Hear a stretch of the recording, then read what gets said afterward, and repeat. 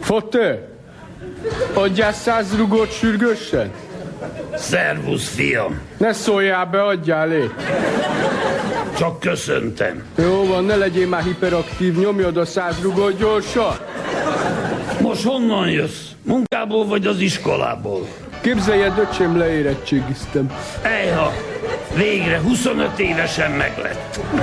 Te nem akarsz leérettségizni? Neked is kéne ám. Ha? Ma jövőre. Pedig most megvannak a tételek. Neked ingyen odaadom, ha adsz 100 000-et. Ha?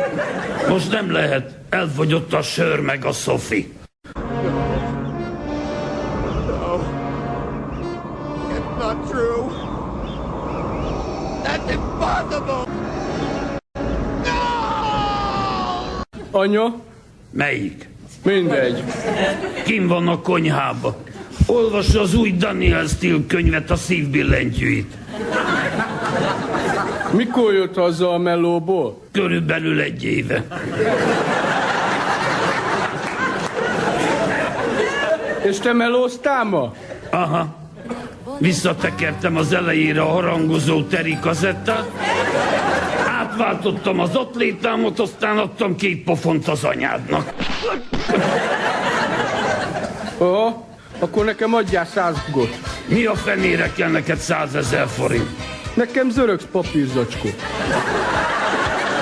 Nem érdekel, nem adok 100 000-et, amíg nem mondod meg, hogy mit akarsz venni. Mobilt, mi a rákot vennék más? De hát már van mobilod, 3 is. Az egyiket tegnap vettem. Aha, és ezzel szerinted hogy jelenjek meg az éjszakába? Hát még egy rendes tetkó sincs rajtam. Na és? Én tegnap Grottgatyába mentem el a hörpintőbe. Ilyen a haza, egészségünkre! Mert nincs kultúrád azért, mert bunkó Bunkó. vagy. Na, adjál 100 rugót. Nem adok. Jaj, ne tegyed itt már a fejedet, szar lesz majd egy foggal szotyizni. Szerintem, fiam, te elfelejtetted, hogy én vagyok az apád. I am the father.